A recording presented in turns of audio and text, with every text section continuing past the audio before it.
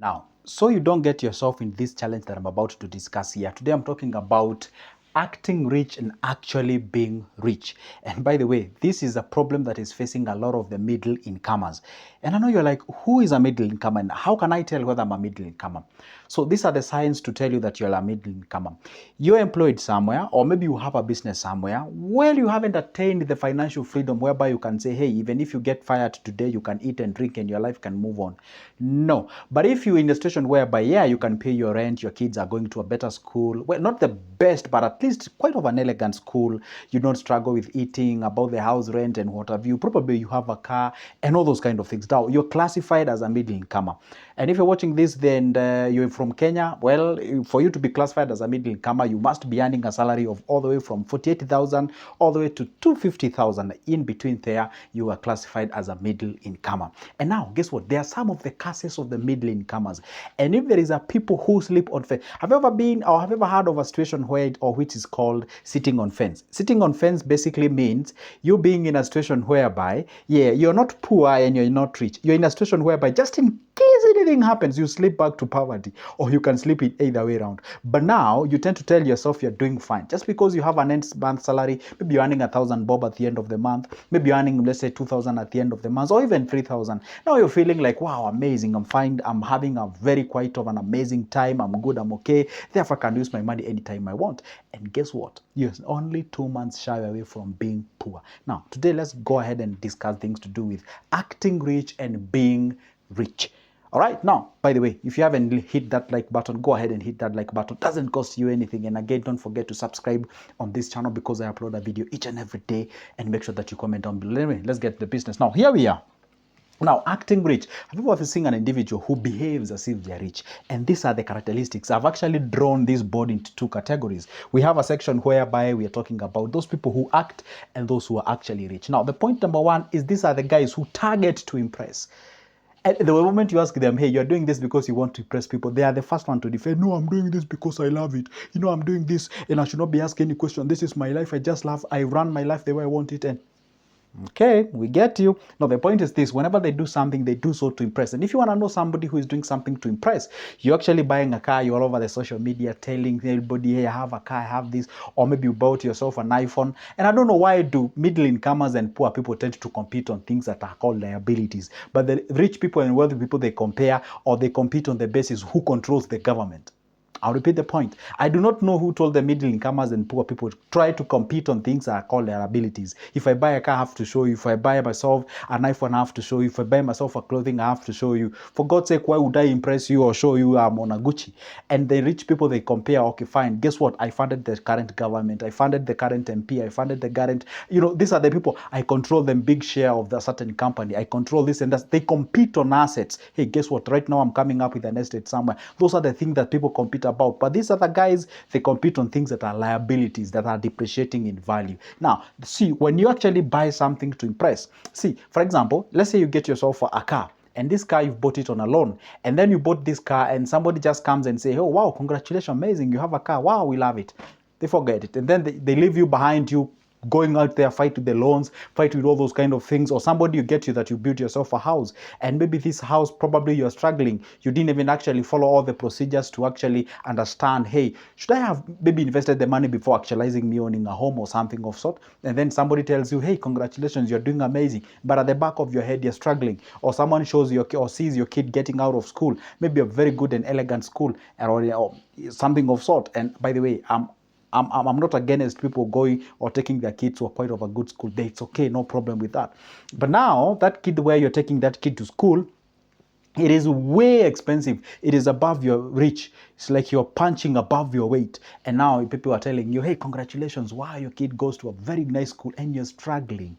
You impress. On other hand, guess what happens now? First target of these guys on the people who are actually rich is to invest. That is their primary thing. And for example, we had a very great person, may God rest his soul in peace, by the name Chris Kirubi. Chris Kirubi, you guys, when you're watching the news and, you're just saying, hey, America, who won and whatever, the only call that used to make is like, how is the market behaving? Yeah, we have a new president here. How is the market behaving? Should we buy? Should we sell? What should we do? Should we hold? Or should... See, you consider the things that, hey, how can I grow myself? How can I invest? How can I take it to the next level? How can I take it to a higher level? That is the perception. And by the way, guess what? Acting actually rich, you might even think that they do not have anything. Especially you find yourself in a situation where you're struggling to prove to people that you own something. You might actually be someone who is with a million and not having a millionaire mindset. Those are two different things. Number two, would borrow to cover their status. Remember one thing way before, there's something called the starter fee cost or accommodation fee. What does it mean? See, for example, if today you meet somebody, and let's say we meet on the streets and you ask me, hey, good Joseph, what is you? How is you? I say, I'm good. Oh, what do you do for a living? Wow, I'm a doctor. Oh, okay, wow, amazing. And then the next time you meet somewhere in a shanty place, and then you ask me, oh, wow, oh, you usually come to this place? I tell you, yes. And then I tell you, yeah, sure, this is the place I live. You'll be shocked. You'll be like, wow, I didn't even expect doctors to actually live in this particular area. And the reason why most of the people tend to ask you, what do you do for a living? They're actually asking you that question so that they can know the quantity of the respect to accord you. That's true. They just want to know, hey, to what extent should I respect you? Oh, you're an MP? Wow. You're a doctor? Wow. You're a teacher? Wow. Oh, you're a mason? Oh, you're an electrician? Oh, you're a plumber? Oh, wow, amazing. I didn't know that. See, they ask you all these questions just to know, to gauge you. Where should I gauge you? What respect should I accord? To what extent can I, or where am I compared to you? Because we human beings, we tend to focus on what differentiates us more than what connects us, or how, or we tend to sort of, focus on our differences than our commonalities and similarities. And if you ask me, honestly speaking, if you are to open your eyes a little bit wider, you'll see that we human beings, we are more similar than we are different. That's a reality. That's debatable, depends on who you ask, but that's a reality. Okay, fine. You find these people, they usually borrow to fund their status. The status in this regard is maybe perhaps there is somewhere where you usually drink, there is someone whom you usually hang around, there is what you usually buy, there is where you do your shop. You know very well this is quite impressive. You cannot afford it. Well, you can, but actually you're actually going extra mile. You're not saving anything, all right? And that particular thing, you're actually going ahead and doing that because you say, hey, I'm affiliated to this place. I'm affiliated to this specific thing. I cannot be able to go below this. This is me. This is what I do my things. I cannot go, all those kind of things. That it means you're facing a problem that is called the status fee. See, the starter fee or accommodation fee or fit-in expenses is when you usually use some money for you to fit in the class that you are in and you're barely surviving. Number two, on the other end, is that you borrow to invest. Or these guys from the actually rich, guess what they do? They borrow to invest and disregard status. If you find some people who usually have money, you might actually even think that they do not have cash. In this sense, you find these people, they don't even wear like of the most expensive clothing. Some are even expensive clothing. Some even, they approach these big designer companies and they tell the company, hey, guess what? Instead of embedding a logo on my shirt or my trousers or whatever it is, just make a shirt at the similar price or maybe a bit expensive, but don't put that thing, because the idea or the whole idea is not them impressing anybody. The whole idea of them is to simply invest, grow themselves. And they borrow, yes, because borrowing is not bad.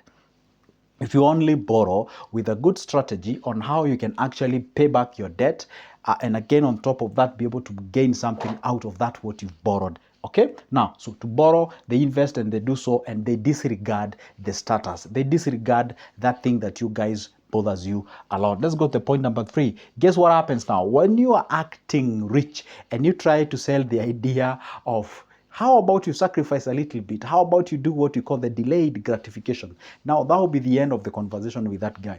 And most of these people, you find that they either tend to be ignorant or arrogant, or both. See, you find these guys, they do what we call the gratification is now. They want to be gratified. See, the moment they migrate from one locality to the other, the moment they move from one suburb area to the other, they want to be known, they want to enjoy it right now, they want to bring their future today, enjoy it and have their life today, because most of them, they subscribe the understanding of, hey, you only live once. That is YOLO. That's the kind of a lifestyle that they have. So they usually say gratification now. It has to be now. No delaying, no waiting, no nothing. It is now. It is now. Nothing like that.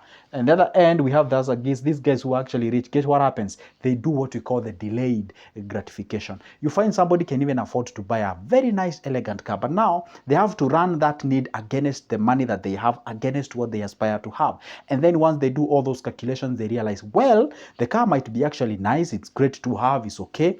And there's nothing wrong with getting the car. But as of now, as much as I may afford to buy the car, just because I can buy it doesn't mean I should buy it. For now, I can just actually take this money, put it somewhere, invest it, and I'm looking at it from 2 years time from today. I will not only have my car, but also I'll still retain my principal amount that I could have bought car and such kind of a thing. So when you actually incorporate the financial understanding, the financial ability, and again you incorporate what we call the delayed gratification, then later you not only safeguard your future, but also you safeguard the future of your grandkids and great grandkids. That is exactly how these guys do, and that is how you are supposed to perceive the life. And that's why you find most of the people who are on the actually rich, when they are perceived by the other guys here, these guys, they appear to seem, they are seen as if they are boring, you know, they're not active with life and all those kind of things. And these people actually paint them names. They are mean, they are stingy, they are frugal, and all those kind of things. Okay, now the last one but not the least is that these guys, they're usually 2 months away from being broke. These guys, guess what? They're only a month away from attaining the financial freedom.